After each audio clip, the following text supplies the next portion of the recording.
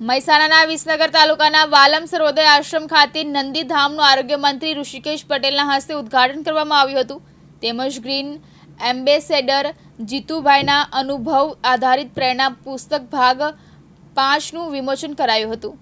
ગુજરાતના green ambassador Jitubhai Patel દ્વારા અગાઉ પણ આવું જ નંદી વન દેરોલ ઋષિવન ખાતે બનાવવામાં આવ્યું છે। ખાસ કરીને પ્રકૃતિ અને જીવદયા પ્રેમી જીતુભાઈ પટેલના જણાવ્યા મુજબ સમાજમાં નંદીને કારણે વધતા જતા અકસ્માતથી બચવા માટે નંદીઓને સલામત જગ્યાએ રાખી શકાય, ગરમી, ઠંડી અને વરસાદમાં જરૂરી સુરક્ષા મળી રહે એવા આશયથી આજે આ નંદીવન બનાવ્યું છે તથા તિરુપતિ ફાઉન્ડેશન તેમજ ગ્રીન ગ્લોબલ બ્રિગેડ તેમજ તિરુપતિ ફાઉન્ડેશન દ્વારા એક નંદી વાન વિસનગર નગરપાલિકાને ભેટમાં આપવામાં આવી હતી અને આ નંદી વાનનું લીલી ઝંડી આપી પ્રસ્થાન કરાવી વિસનગર નગરપાલિકાના પ્રમુખ તેમજ ચીફ ઓફિસરને સોંપવામાં આવી હતી।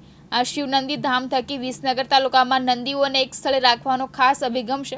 આ શિવનંદી ધામમાં હાલમાં 110 નંદી સચવાય તેવી ખાસ વ્યવસ્થા કરવામાં આવી છે। તે માટે ગુજરાત ગ્લોબલ બ્રિગેડ તેમજ તિરુપતિ ફાઉન્ડેશન સંસ્થાએ વાર્ષિક રૂપિયા 1 લાખની જવાબદારી પણ સ્વીકારી છે। શિવનંદી વાન થકી વિસનગર તાલુકામાં જોવા મળતા નંદીઓને શિવનંદી ધામમાં લાવવામાં આવશે, જે ધામમાં તેમને ખોરાક, રહેઠાણ સહિતની સવલતો પૂરી પાડવામાં આવશે। છેલ્લા ઘણા વર્ષોથી મનમાં મનોમંથન હતું કે આ રખડતા નંદીઓનો કોઈ ધણી નથી, તો આજે અમે ધણી બન્યા છીએ। એનો જે આનંદ છે એ પુત્રના લગ્ન વિધવાઓ સામે કર્યા એના કરતાં પણ 10 ગણો આનંદ આજે છે। અહીં 111 નંદી રાખવાનું આ વાલમ આશ્રમ અને ગ્રીન ગ્લોબલ બ્રિગેડ દર મહિને એને નિભાવવાનો ખર્ચ પણ આપશે અને આ એક સાધન પણ અમે એવું બનાવ્યું છે ભારતનું પ્રથમ કે કોઈ પણ નંદી આરામથી એમાં ચડી પણ શકે, ઉતરી પણ શકે, નંદીને એમાં ખાવાનું પણ મળી રહે, પાણી પણ મળી રહે। એ રીતે બધી રીતે શિવજીની કૃપાથી અમે સારો પ્રયત્ન કર્યો છે।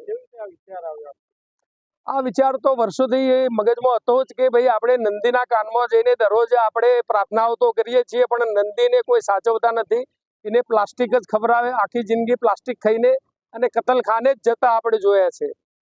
તો આ નંદીઓને પણ આપણે શિવજીના પ્રતીક સમા એ આપણી હિન્દુ ધર્મની સંસ્કૃતિ પ્રમાણે સાચવવા આપણી નૈતિક ફરજના ભાગરૂપે અમે આ આયોજન કરેલ છે। પ્રેરણા પુસ્તક પણ આજે 5મું પુસ્તક હું મારા મોટા ભાઈને અર્પણ ઋષિભાઈને હસ્તે કરવાનો છું। તો મારા જે જીવનના ઘણા બધા અનુભવો હતા કે જે સમાજને કામમાં આવે તેવા હતા, તો આજે એ પણ પુસ્તક હું મારા મોટા ભાઈને અર્પણ કરીશ અને એ પણ પુસ્તક સમાજે વાંચીને એમાં ઘણું બધું કેમ કે શીખવા જેવું સમાજને અત્યારે જરૂર જે નવા જમાનાને નવા બાળકોને છે એના ઘણા વિષયોમાં મેં લીધા છે। પહેલા તો વિસનગર શહેરને અમે નંદી મુક્ત કરવાના છીએ। 2 દિવસમાં વિસનગરના જેટલા પણ નંદી છે બધા જ અમારા વનમાં આવી જશે। અમે એનું નામ શિવ નંદી ધામ રાખ્યું છે।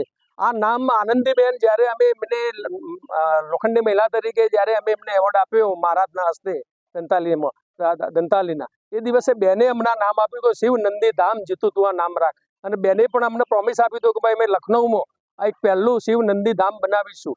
તો અમે પણ બેનની પાસે 1 મહિના પછી જવાના છીએ અને ત્યાં પણ શિવ નંદી ધામ લખનઉમાં પણ બને એવી અમે બેન પાસે માગણી કરેલ છે। અનુપસિંહ ચાવડા, દિવ્યાંગ ન્યૂઝ, મહેસાણા।